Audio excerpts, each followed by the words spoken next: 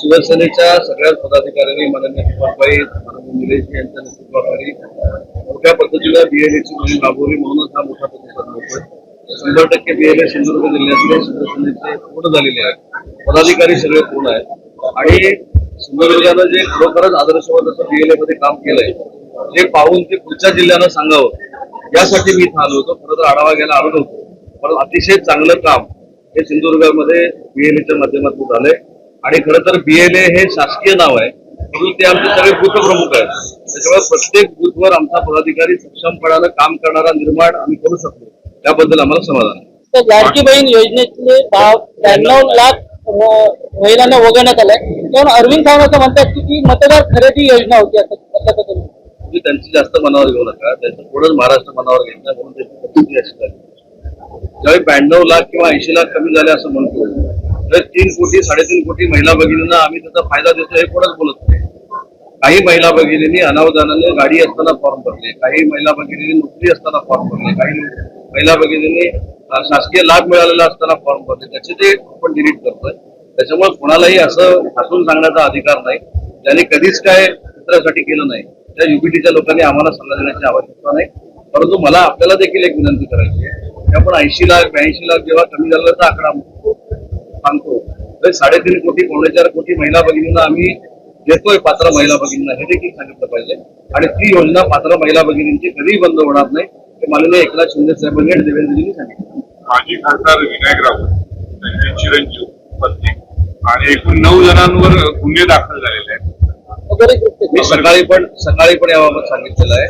त्यांचा तो वैयक्तिक घरातला विषय आहे, त्यांनी त्याच्याबद्दल खुलासा केलाय. ज्यांनी तक्रार दाखल केली त्यांनी त्याच्यामध्ये काहीतरी सांगितलेलं आहे. कोर्ट मॅटर चालू आहे, त्याच्यामुळे निर्णय झाल्यानंतर त्याच्यावर आपण षडयंत्र रचलं गेलं आणि षडयंत्र कोणी रचलं हे मी काही दिवसानंतर जाहीर करेन. ठीक आहे, त्यांना काही दिवसानंतर पहिले जाहीर करू दे, मग त्या पक्षाचं नाव जाहीर करणार असं मत पहिला आधी करू दे, मग बोलू.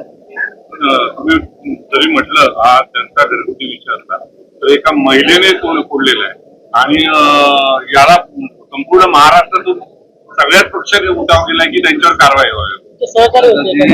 आपण सिनियर ही माझी भूमिका स्पष्ट पद्धतीने असते. जर एखाद्याच्या घरामध्ये अशा पद्धतीचा मॅटर चालू असताना, तो कोर्ट मॅटर असताना, त्याच्यामध्ये दोन्ही बाजूने मी सांगितलं. त्या व्यक्तीने फिर्याद दाखल केली, त्यांची तक्रार देखील दाखल झालेली आहे.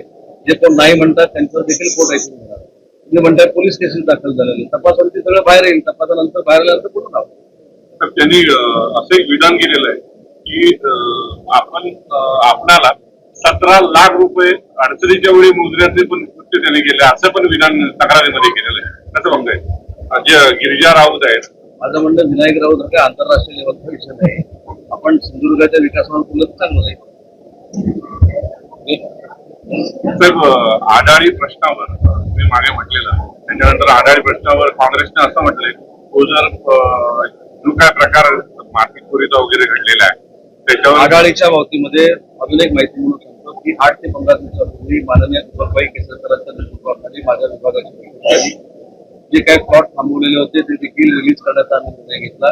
इथे जो लोकांचा एका ग्राउंडला विरोध होता तो देखील रद्द करण्याचा आम्ही निर्णय घेतला. नवीन उद्योजकांना प्लॉट देण्याचा आम्ही निर्णय घेतलेला आहे. त्याच पद्धतीनं जिल्ह्याचे पालकमंत्री नितेश राणे मला नवीन एमआयडीसी संदर्भामध्ये भेटलेले होते, तर ती देखील एमआयडीसी जर योग्य जागेवर असेल तो देखील करण्याचा आम्ही प्रयत्न करणार. तर देवगडमध्ये अणुऊर्जा प्रकल्प होणार नसल्याचं पालकमंत्र्यांनी म्हटलं होतं, मुख्यमंत्र्यांनी जाहीर केलं. मात्र तिथे देवगडमध्ये मोठ्या प्रमाणात शेतकऱ्यांनी आंदोलन केलंय, कसं बघताय? बघा, महायुती सरकारची आमची सगळ्यांची जी भूमिका आहे की लोकांच्या बरोबर आम्ही आहोत. एखादा कुठचाही प्रकल्प राज्याचा उद्योगमंत्री म्हणून शब्द आम्हाला लादायचा नाही.